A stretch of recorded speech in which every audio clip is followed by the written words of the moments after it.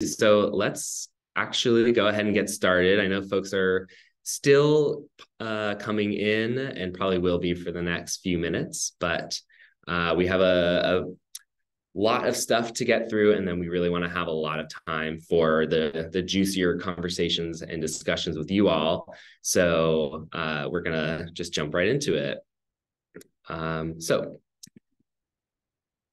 welcome to this webinar on alternative ownership enterprises, an introduction for mission-oriented investors. And we will definitely get to what we mean by alternative ownership enterprises in just a minute. Just quick introduction for the folks you'll be hearing from today. So I am Kurt Lyon. I'm the Executive Director of Transform Finance. I'm joined by my colleague, Julie Mentor, who is the Program Director for our Transformative Financing Structures program, which is the program that all of this work is housed under. Julie joined us in September, so is a relatively new Transform Finance member. We're so happy to have her incredible brain helping us with this work.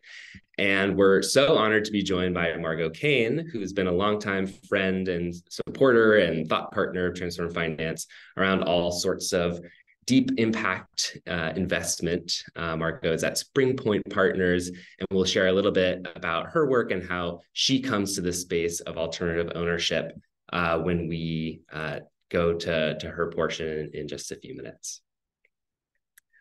So before we get into alternative ownership enterprises, oops, I went back too far. I want to just give a quick overview of Transform Finance because I know some folks might be not super familiar and we haven't done a webinar in a while.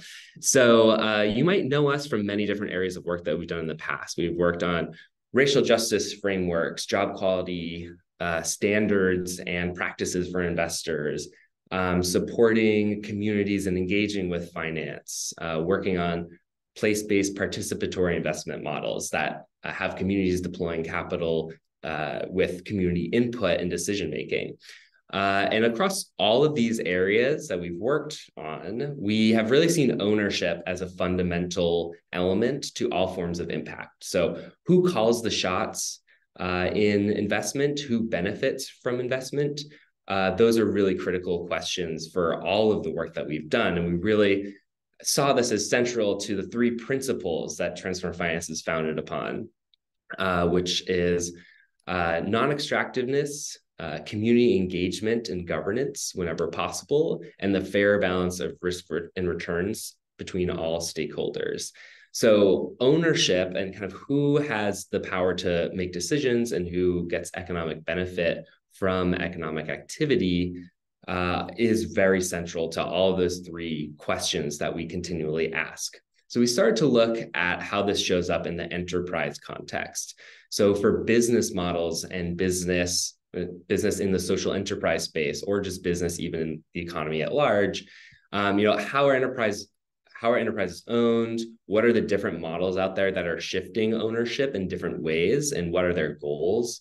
What are the broader movements that are pushing those models to the forefront or helping make them happen? What's the infrastructure in the field that's helping to support the growth of these areas? And how can changing the enterprise structure further the goals of impact investors? We are Transform Finance. We are interested in how we can support and educate investors and help them move their capital in more transformative ways. So we're interested in how that lines up with different impact goals.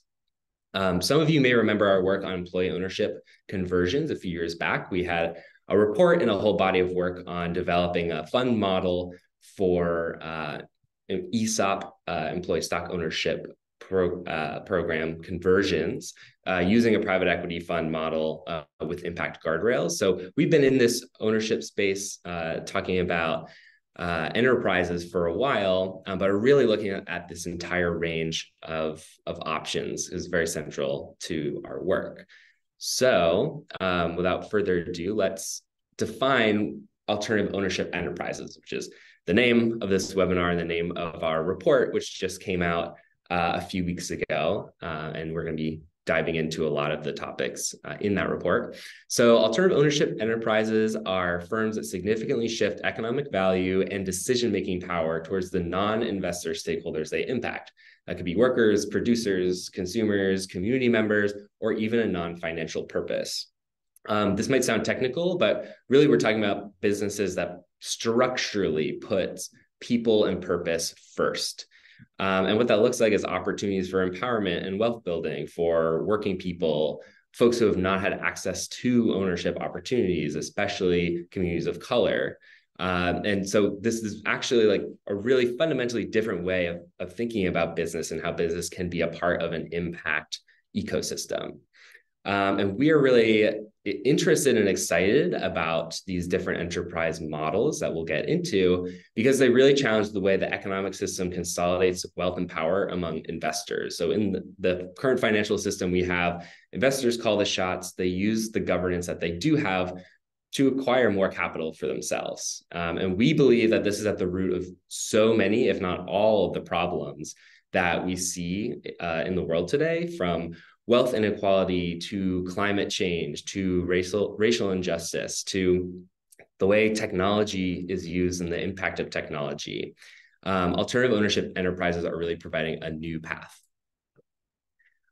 So on this next slide, I have a visual from the report, which is naming all the models that we were looking at in the report.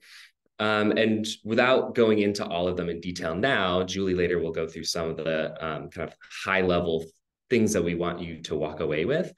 But just to give some examples to make it a little bit more concrete, we have models that center workers, models that center other stakeholders, and models that center purpose. So in the worker category, which is often called employee ownership, some of those models are very familiar and very common names like worker cooperatives, employee stock ownership plans, or ESOPs, the latter of which being trusts that hold company stock on the behalf of employees that vest shares to employees, and employees can sell their shares back to the firm upon leaving, providing almost a retirement-like benefit. Some examples of ESOPs include Publix supermarkets, King Arthur Baking Company. There are plenty of well-known ESOP and worker cooperative models. Models that center other stakeholders, that could be like cooperatives that are not worker cooperatives. So there's consumer cooperatives, producer cooperatives. These all provide ownership and governance for the stakeholder group that they're trying to support. For example, Organic Valley is a producer cooperative of various farms that all come under this Organic Valley label, and you see Organic Valley in every grocery store across the country. The last category we have is model centering purpose, where it's a little different because it's not kind of a human stakeholder as the target of impact, but really like a non-financial mission. So that could be helping the environment, creating safe data practices for a technology company. Examples of those models include perpetual purpose trusts, which is a trust that holds voting shares in the company that forces it to continue its mission and operate in governance for its mission. An example of that is actually Patagonia. A lot of folks may have seen that transition to its new structure last year. That uses a perpetual purpose trust to achieve its goals. Foundation ownership. So Newman's Own is another big company that is actually owned by a foundation, and that all the profits from the firm go to the foundation for charitable purpose. And another model that I want to put on the radar, we might mention it later, is the golden share model, which is a really interesting structure where a third party holds a special share to vote on decisions that affect the mission. And that share does not come with economic rights. Excuse me. So I know there's a lot here. We could really go deep into all these models, but I want to move on to hearing from Margot, who, as Chief Investment Officer of Springpoint Partners, has actually invested in some of these models. And so I'm going to pass it to you, Margot. I'll take this slide down so we can see you more clearly. And yeah, you want to go ahead with your piece? Thank you, Kurt, and Julian. Hi, everybody. My screen will unfreeze in a minute. Um, I'm Margot. I'm with Spring Point Partners. We're based in Philly on Lenny Lenape land, and we are a mission-driven organization and impact first investor. I also recently learned that Philadelphia is the site of the first US cooperative, which is pertinent to this report, which was called the Contribution Ship, and it was founded by Ben Franklin as a mutual fire insurance company. And you can still visit the original building. So add that to your Philadelphia itinerary when you're in town. And I would like to start with a disclaimer that I am actually in no way an expert on alternative ownership enterprises. And I actually think that's why experts like Kurt and team may have invited me to speak, because we do need to broaden the conversation beyond expertise, because this moment really does call for more collective action and participation. There are a lot of experts on the call that are participating. I see Diane Ives from Candida, Brian Boland, Smitha Das, Allison Lincoln. So many of them and their initiatives are mentioned in the report. And you're probably going to be able to get a lot deeper with them than with me. But I'm very happy to be here to share what our team has been learning about what we're terming shared ownership models. And kind of where we started and how it's going, and bigger questions that we have for the field. So I'll start off there. We really started with an investment strategy that sought to support solutions that build broad-based wealth for people and communities that have historically not participated in lasting economic gains for a variety of structural reasons. And as history shows us, ownership in high value and appreciating business enterprise is one pathway to addressing some of the wealth inequality in our nation.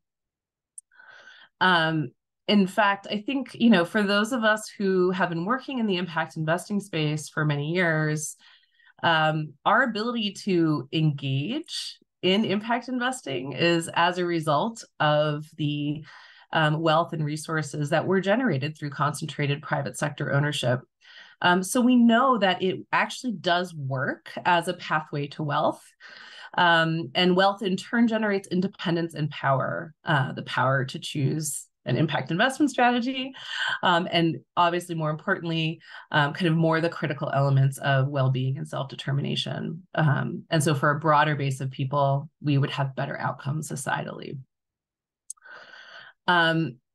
We actually started, I will say, and still work a lot in the entrepreneurship space, in the high growth entrepreneurship space, which is more characterized in venture capital. While we're still supporting partners, leaders, and solutions in that space, we came to the realization that that is a very small percentage of any given population in the US or elsewhere. Even though we valorize high growth entrepreneurship, in reality, most people are working for someone else in some other form of enterprise rather than being sole proprietors and or entrepreneurs.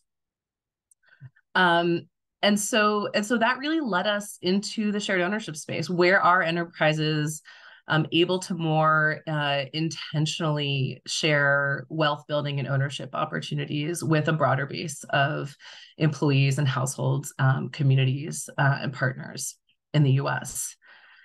And I know that there's a lot of momentum around some of the models that we're looking at in other contexts, such as steward ownership models in Europe. A lot of this is talked about as new, but I actually find it really helpful to think about shared ownership models as models that have been around for a long time, actually. And they have either, gained and lost popularity or always been a little bit niche. Or we haven't thought of certain models that really are shared ownership as not. So for example, credit unions, right, are a form of shared ownership, and everybody's heard of credit unions, but you probably wouldn't have classified them in your head as alternative ownership and enterprise. And we know a lot of good things about them, which is, that they're more resilient in the face of stress, for just to pick one example, from an investment standpoint. So it does help for an investor, which is the kind of hat that we wear, to understand that there is a lot of historical precedent, even if the kind of categories and definitions that are being talked about now in this report may seem like new language. You're probably more familiar with some of these models than you would think. And so, we really started with a couple of different questions when we began this journey. And I don't think we have answers to all of them, or even most of them. But I think one of our questions was, are we just kind of enabling another form of concentrated power that has the potential to be just as unaccountable or inequitable as sort of what we see presently in terms of private enterprise and public enterprise ownership? I mean, we're all human, right? Corporations, businesses, they're an accumulation of lots of human activity and decisions. And so the potential for that, you're not automatically a good player in society just because you're organized as a particular legal entity. Another area that the other non-experts in here, I think, will appreciate is there is a bewildering array of acronyms and like tax components and considerations and regulatory and compliance considerations that most investors that are pursuing this as part of a more diversified portfolio and or as generalists, frankly, can't really manage to take the time to become an expert in. So you really have to partner with people that have invested in that expertise, and that can do kind of the layperson translation, and that you can trust to really own that expertise going forward. I think one of the kind of killers for investors is when you increase both complexity and cost.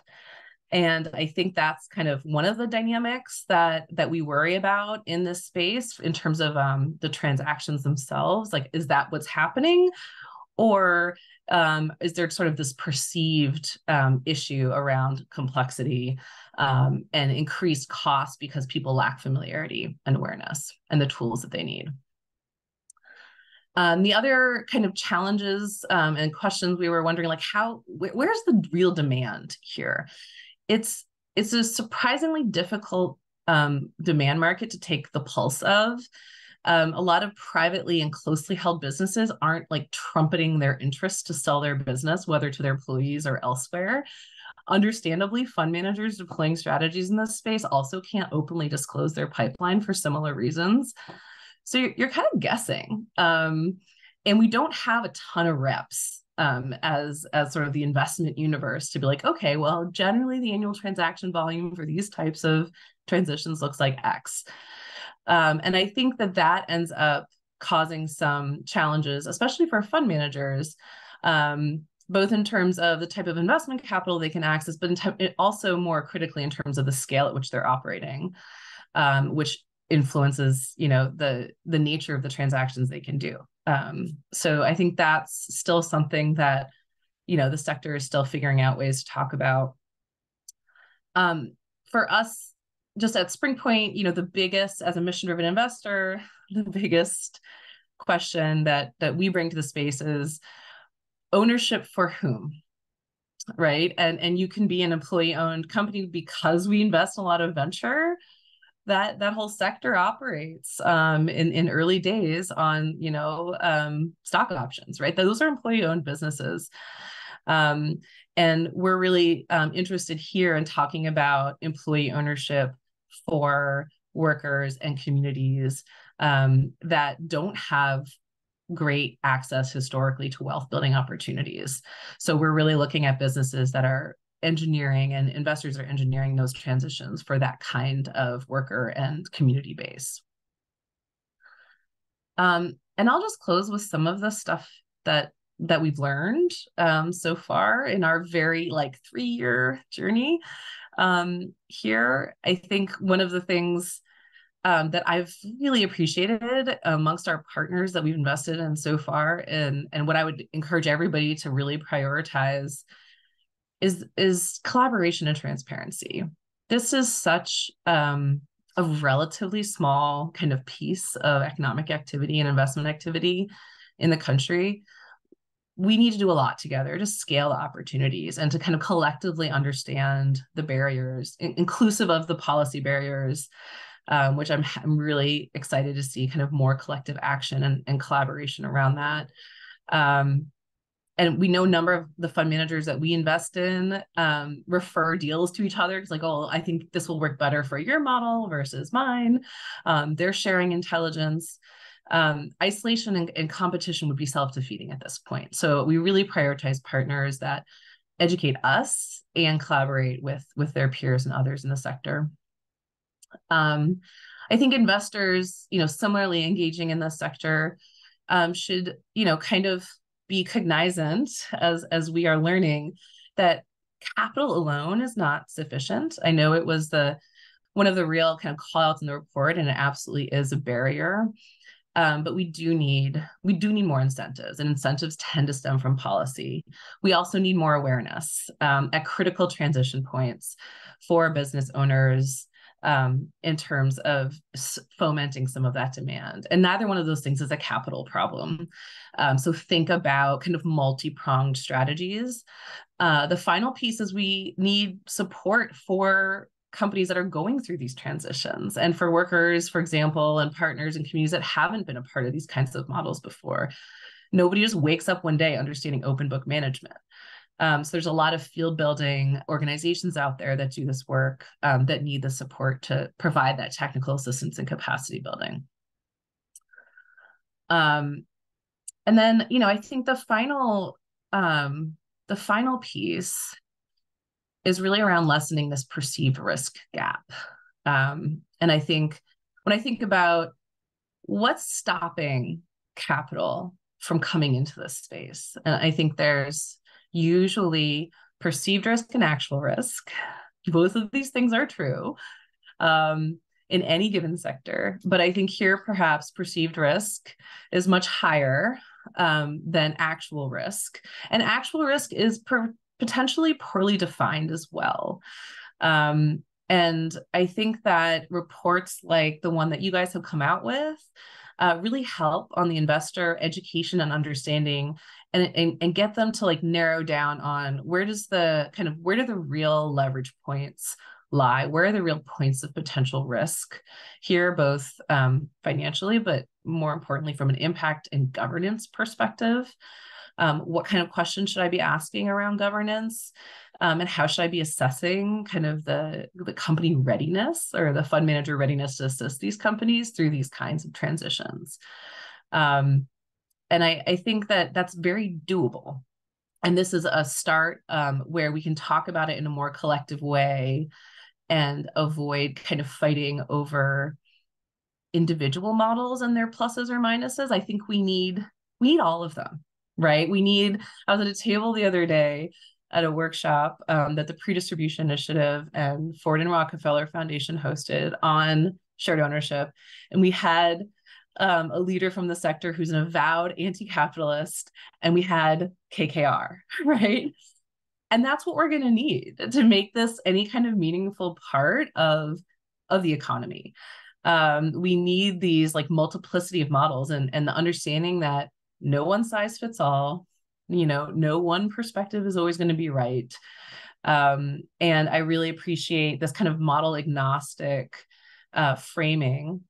I see in the chat, KKR, a giant private equity firm that's doing some employee ownership transition work themselves in their kind of buyout deals. So very kind of disparate communities and perspectives are going to be needed, because we are talking about the social contract with business. We're talking about the purpose of business in the US, and that's going to take a lot of us. So thank you for having me, Alan. I'm happy to share more about our work and learning, and I look forward to learning from all of you.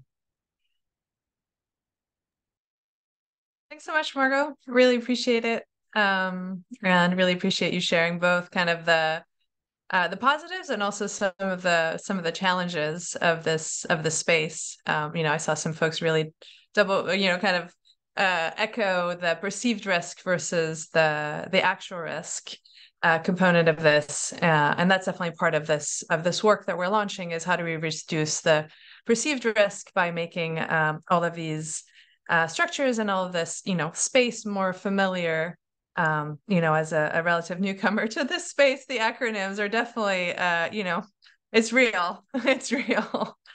So I just shared my screen. Can you see it? Great.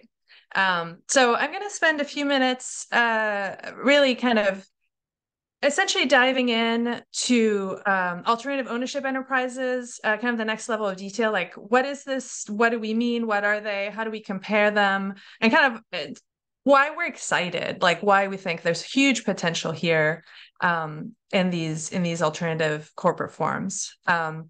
Just a reminder, we'll be taking questions at the end. So feel free to add them to the chat, or there's a Q&A function. I think we may be able to have folks speak also, and kind of you can raise your hand at the end if needed as well. So feel free to start stacking your questions as they come up. So first, just a little bit of definition to build on kind of what's been shared so far. Really, alternative ownership enterprises is an umbrella term that we're using to bring together a lot of forms that have the common feature of removing shareholders as kind of the primary decision maker and beneficiary of a company's work. And essentially surfacing opportunities for non-outside investors to have both more self-determination and more financial benefit. So it's not meant to replace kind of other fields, and more to help kind of think about this field as one field and help kind of accelerate the effort within it. So to kind of define alternative ownership enterprises, kind of want to define what are we comparing them to? What's the alternative? So that it's important to remember conventional enterprises are structured essentially with two core sets of rights, economic rights and governance rights. So economic rights are essentially the right to receive a financial benefit from an enterprise, and that includes the right to dividends, capital appreciation, the right to sell your shares, and a number of other associated rights. And then governance rights are the rights to essentially make decisions. So that is generally voting on key corporate decisions, electing the board of directors, having access to information, and a number of other rights. So even though a company's management essentially does the day-to-day decisions, the senior management is hired by the board, and so ultimately beholden to the company's owners. And so the reason alternative ownership enterprises are different is that they allocate economic and governance rights differently in one or several of the following ways that are listed here. So first of all, it can be a simple shift from having a small number of investors and people, or outside investors, or a small number of people within a company essentially own these rights, and shifting to having a broad base of stakeholders own these rights. And that is a broad base of workers, or it can be, outside, it can be customers or producers, things like that. The second is alternative ownership enterprises can split economic rights and governance rights. And Kurt touched on this a little bit, is essentially you can, Patagonia is a good example. Many folks it was kind of the introduction of many people to this space. Is Patagonia now has their voting rights. The governance rights are owned by a trust. And then the sister nonprofit essentially has the financial benefit. They get the profit and the surplus of the company and allocates that. So that's a good example of a split. Another way is that these companies can provide legal rights to non-owners. So for example, in an employee ownership trust, the trust might own the shares of the company. So they own the company, but they delegate formally the governance rights to the employees, who might elect a board and might weigh in on day-to-day decisions, depending on how it's structured. And then finally, the alternative ownership enterprises can provide a formal legal structure that limits the rights of outside investors. Benefit corporation is a good example here, where the board is mandated to consider the company's purpose in addition to shareholder returns. So that's an example of essentially, limiting what a company is able to do. And as I said, what they all have in common, though they can take a number of different features, is they remove essentially the predominance of shareholders, external shareholders as the decision maker here. So that's a lot of essential, that's a lot of different ways. It's a lot of different models. And so what we've done is really help tease out, like, what are these models? How are they different? And what are their respective strengths and weaknesses? So in the report, you'll see there's really key dimensions of comparison that we've included. First and foremost, essentially, how are these economic and governance rights allocated? And that is often what folks are most interested in from the outset. And so they can be granted to a single type of stakeholders, workers, or shared across various stakeholder types. Multi-stakeholder models. And then some models, essentially, that allows some models to focus on wealth building, if the economic rights are the ones that are shifted, or really other models might focus on granting governance rights to protect a purpose. And depending on your impact priorities as a business owner, as an investor, is it preserving a company's mission over time, protecting your legacy?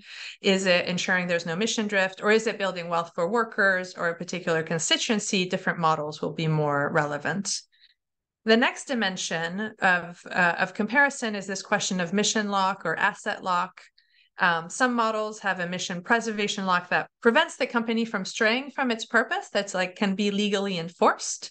And this can be done by having the company's intellectual property owned by a trust.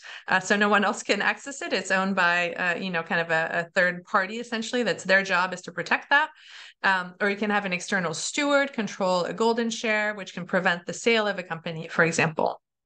And then the other dimension that's really important to consider when looking to invest and when looking to engage with these models is that some models are still nascent while others are well established. And as Margot said, there's a long history here of this idea. But some of the corporate forms and the legal structures are more new. And so in this really dynamic time, we're seeing really a growth of new models such as perpetual purpose trusts, while other models such as ESOPs have been around for decades. And kind of contributing to that is that some models really have supportive legislation, very clear law associated with them, kind of that helps support them. Benefit corporations is a good example, while others do not, and that makes their growth more challenging.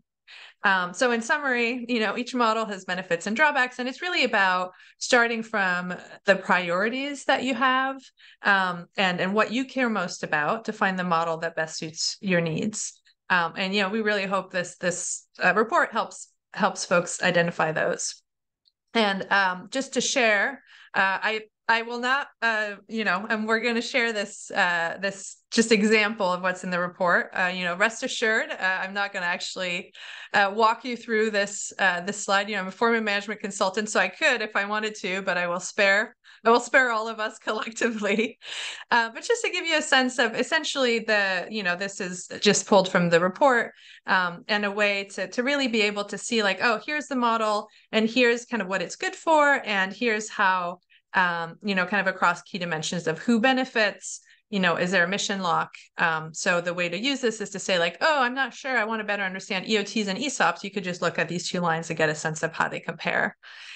So that's to give a sense of what's in the report, and maybe it's an exciting teaser to encourage you to dive in and to go download it from our website. So then, just to finish here, kind of why go and download our report and like look at this tiny chart?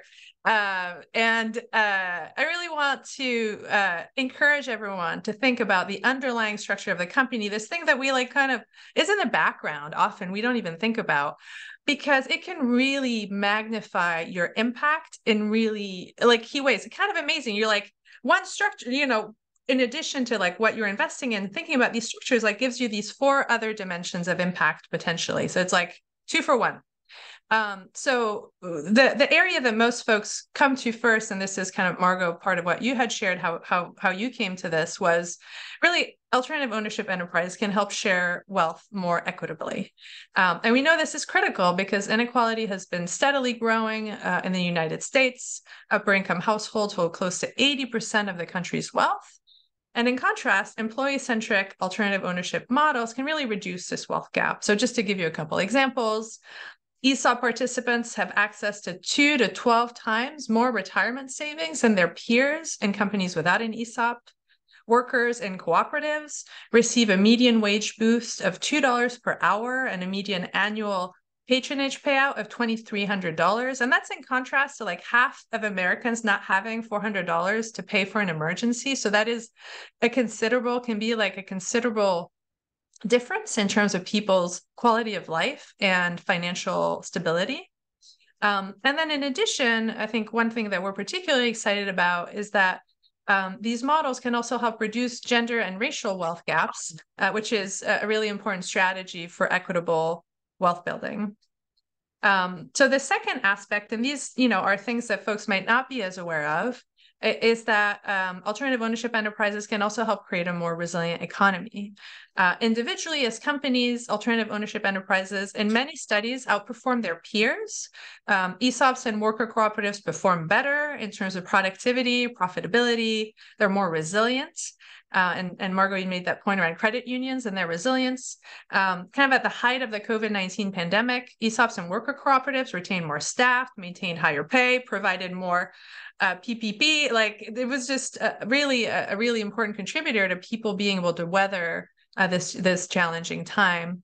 And then in addition, the models that have asset lock that are harder or not possible to sell can help reduce the consolidation of the economy, which we know that consolidation can lead to anti-competitive behavior. It can worsen working conditions for workers and on and on. So at an individual level, it helps, these companies succeed, but then at a meta level, collectively, it can it can shift the shape of the economy. Third, in some cases, it can also even help to shift political power. So not just the economic structure, but also the political structure of our country. So some evidence suggests employee ownership increases civic engagement. Worker owners at cooperatives, in some cases, have 50% higher rates of volunteerism. ESOP participants have shown higher rates of voter turnout.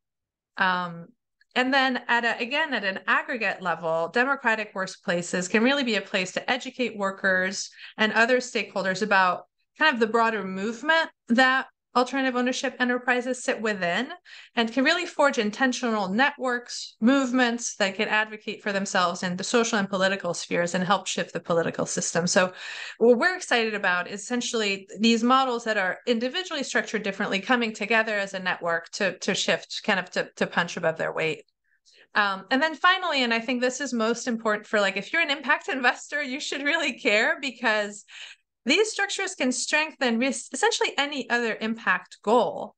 Many impact-focused businesses still follow business models and are funded in conventional ways that promote rapid growth that essentially leads to a sale or, a direct public offering. And that can really conflict with the core mission of the company and lead to mission drift. And so embedding mission into the structure of a company through a steward ownership model, for example, can really help avoid these conflicts. And I was used to be an impact investor in civic technology, and so I've seen this really firsthand, funding a promising startup only to see them acquired by a private equity fund or a large tech company, and see their impact drastically weakened. And that's kind of what brought me to this work, right? To be okay, that was kind of the best solution I had access to at the time, but how do we make these alternative structures not so alternative, and reduce just increase the familiarity and reduce the perceived risk.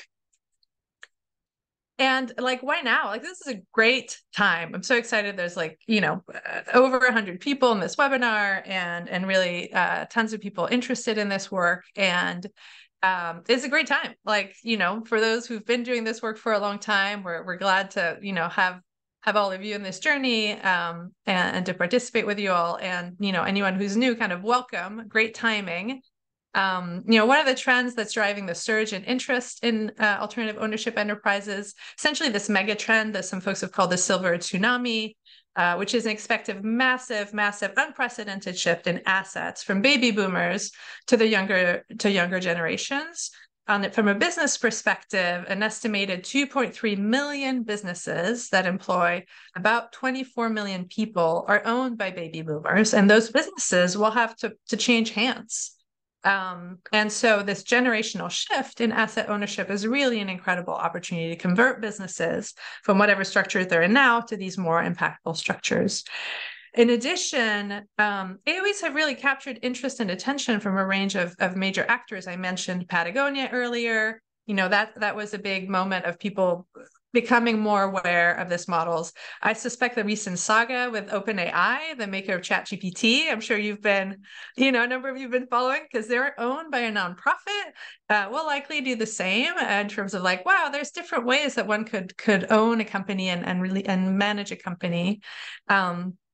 And then the interest of more mainstream financial institutions, which Margot also alluded to, having KKR, the private equity fund, launch its Ownership Works initiative, which is creating programs with dozens of private equity firms to really share a small portion of equity with workers, is helping to make these ideas seem less radical.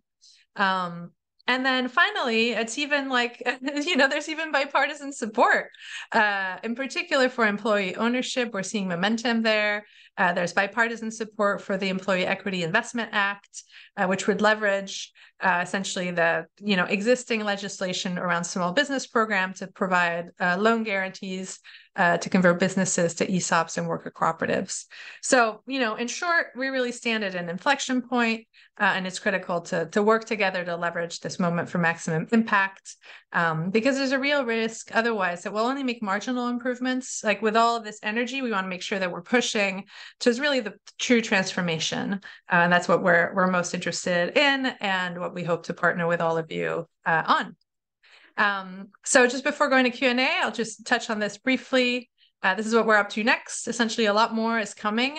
We're going to be doing more content. We'll be doing more research, sharing more tools, and also working with others to assess the current existing financial infrastructure, where gaps are and opportunities, and help support kind of the establishment as a really fully fledged financial infrastructure, really to support our goal of catalyzing more capital towards these impactful models. So yeah, that's it for us, and would love to answer any questions and hear from all of you.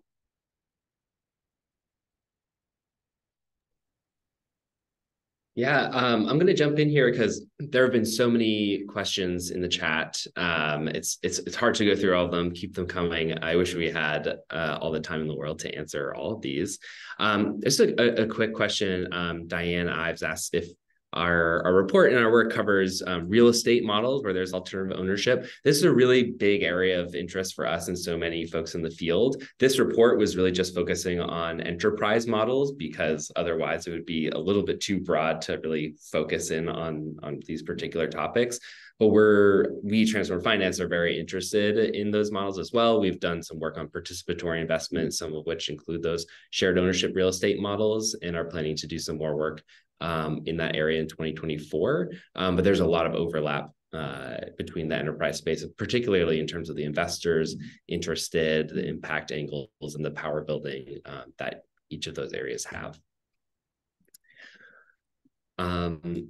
We had a question around policy, and I know there are some folks in the webinar, in the audience, who are likely even better positioned to answer than us. But Julie, I wanted to just ask you if there are particular policies that have been thrown around or that have been even put forward as potential ways to advance alternative ownership enterprises.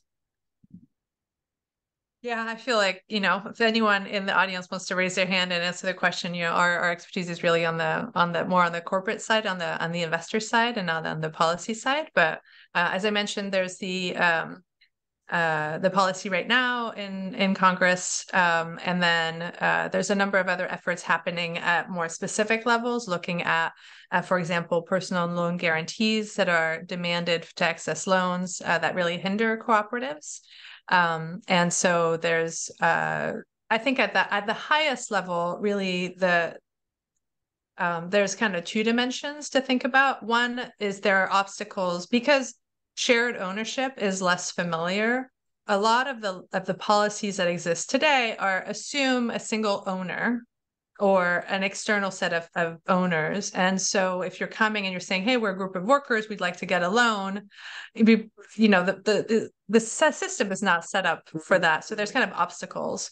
And then on the other side, there's like, how do we help support and fund this space and provide potentially financial incentives to really help encourage business owners to consider these models? And so ESOPs currently are the model that have access to essentially tax benefits if you shift an ESOP model, but that is not available for other models. And so that's another big area of opportunity. So kind of at that level, fewer obstacles, more incentives are the areas of opportunity.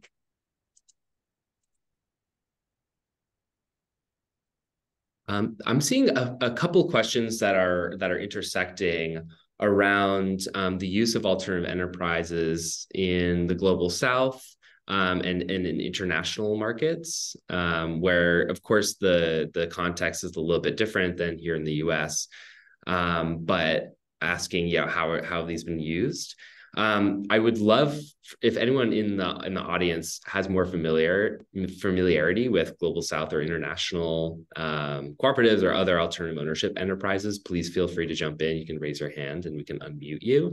But I just want to say definitely, particularly in the cooperative space that I'm familiar with, like that's a very global movement, and in particular has been very successful in the global South, particularly producers of many goods and agricultural products that are sold internationally. Cooperatives are very strong, and again, like not always living up to the full potential of the model. The model is just a structure and can be kind of tweaked or for different purposes. But cooperatives are definitely major in the global South, and I think there's a lot of interest in how we can expand these learnings and these legal forms to different jurisdictions. And I do see someone is raising their hand. Marquise, can I allow you to talk? Or no, you put your hand down. Never mind. Oh, there it is. Okay, we're going to try this. I have Marquise on the line. Okay, yes. So this is John Jordan, actually. Marquise Byrne is my business partner. We run Remix the Soul of Innovation. And we actually have a unique opportunity to really do connection between the Deep South and the Global South. And one of the things I just wanted to put out there and frame, so we actually are connecting across historically Black colleges and universities in the Deep South. And then there is this kind of informal call and response and even kind of a reparative economic approach of actually connecting with the global South, right? And one of the things that we see on the kind of social dynamics is that cooperative business models were the way, it was the standard economic kind of model for communities, especially those that were coming out of slavery or in the global South dynamics, because there's a lack of resources. Combining relationships, actually that social infrastructure and way of being is really much baked into how business gets done. What is the gap is the access to the conversations that feel new in terms of investment capital, and then models and precedents that allow that to flow in a manner where the impact metrics, the actual trust is built between investors investing into that economy, and then also managing that from a perceived risk standpoint. And so our work is about building infrastructure that will allow that matchmaking to exist and leveraging anchor institutions to be able to do that. So specifically across the global South, the UN has really built these things in terms of eco villages, where a lot of this actual activity and impact can be generated. But again, it's really going to be in the trust of the capital, because historically capital is a tool of division. And so our ability to really navigate these things as a collaborative and as a collective, really looking at these alternative ownership models is something we're looking to do. And I do see that Project Equity is on this call as well. And so part of our partnerships that we're creating is to be able to bring and create a working group and a learning space for actually doing that, specifically targeting the Deep South and the Global South. Kurt, if I could follow up to what he said, I do want to kind of acknowledge his very good point and expand it a little further, that I know we talk about a lot of this is new, but actually these kind of communally owned, as you know well, ownership and governance models are deeply rooted in many indigenous practices as well. And I think to Diane's question earlier about a lot of the land-based models, those have been in practice for forever, but also in the US with like officially recognized legal status for many decades as well. So really rich practices there that, we're trying to kind of reintroduce to Western capitalism, if you will, and kind of tweak the tools that we're using to incorporate these principles and practices that have been, the standard of practice in many communities worldwide.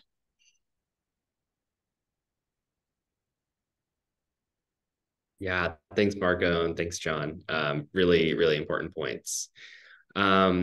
I want to lift up a question from Carrie Norton, which I think is actually really thought-provoking, which is, I wonder how you all would envision redesigning venture capital as we know it in service to AOEs.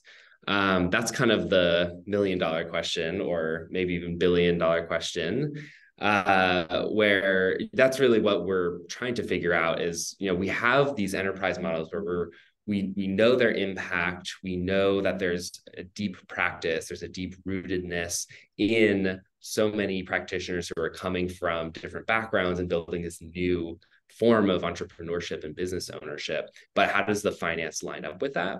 The venture capital model does not play nicely with these. I mean, there's a very technical piece there where many of these alternative ownership enterprise models actually can't take traditional investment equity, which is kind of in the form of, investor puts money in and they hold a piece of that company, which comes with voting rights, and then the right to sell those shares to another buyer, or when the company gets sold, then they get paid out for that piece of their company.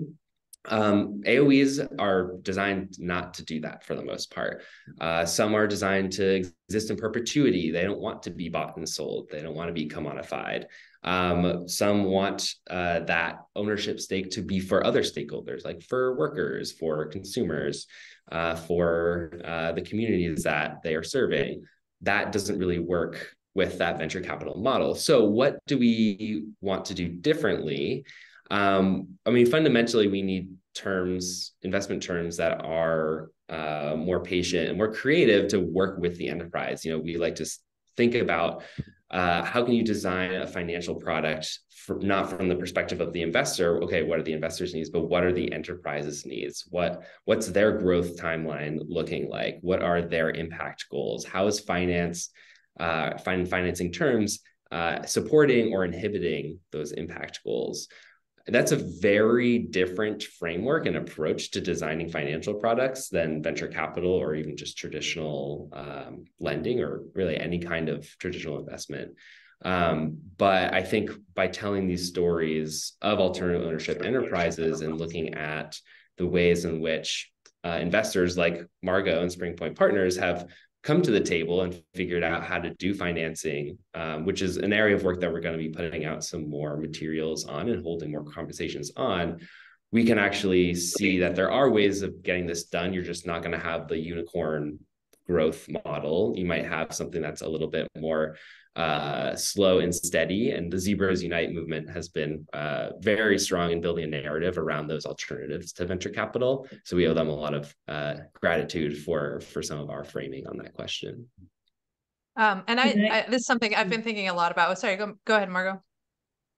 Go ahead, Julie. It's fine.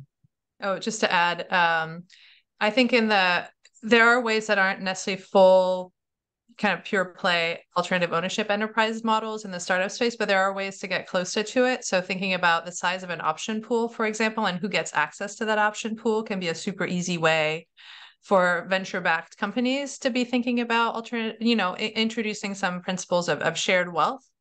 So, having your stock options not just go to your senior engineers, but essentially going to everyone on staff.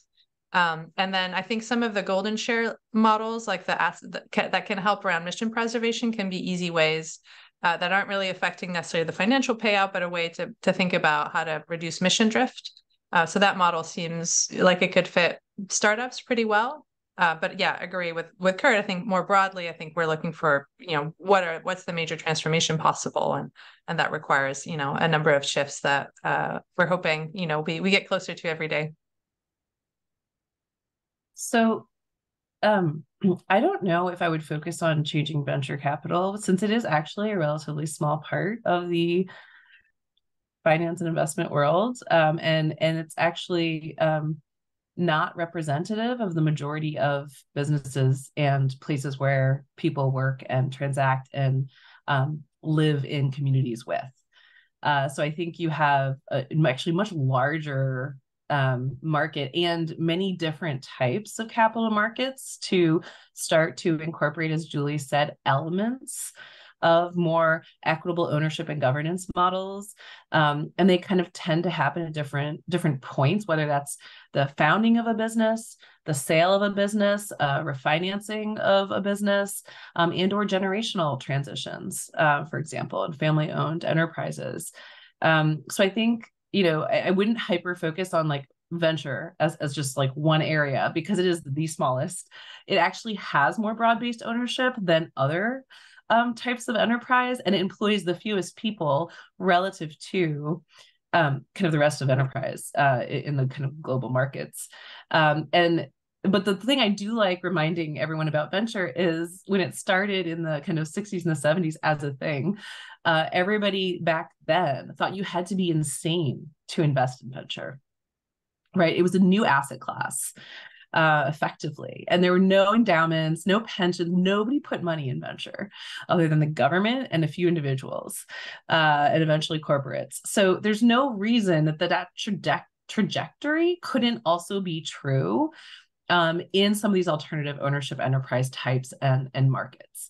I think they can evolve. And I think that's one of the questions in the chat, like, can you create kind of your own asset class? I mean, potentially, but you could also create kind of elements within existing asset classes that investors' capital will follow: transaction volume, opportunity, and cash flow. There may be a liquidity issue with a lot of these in terms of the equity returns, but that's been solved in other ways, in other markets, with secondary markets, et cetera. So like the tools are there. Yeah, that's wonderful. Thanks for adding that, Margot, because it's true that the hype versus the reality is sometimes different. We're at time, so I'm just going to share like 1 minute. We have a next webinar coming up in January, really focused on building wealth and thinking about ownership as a strategy for addressing the racial wealth gap. I alluded to it, but there's a lot more there. And we'll have Smitha Das and Santosh Ramdos tell us about their work in that area. So really hope you all join. We'll send you the invitation soon. And then want to make sure we really, really, really welcome your feedback, both on this webinar, more broadly, what should we do next? So there's a link here. Hopefully, you can please send us your feedback and guidance. We want our work and our research to be most responsive to everybody's needs. So bit.ly/AOE-survey. And then this webinar recording will be available on our website, as well as our report and articles we've written, and kind of much more to come. So please check that out. And thank you so much. Thank you, Margot, for your work and for your insights and making the time today. Thanks everyone so much for joining. It was such a delight, and it was very exciting to see all the questions. That's already a lot of insight for us in terms of where to go next. So really appreciate your time, and have a wonderful weekend, everyone. Thank you. Yeah, thank you so much, everybody. Until next time.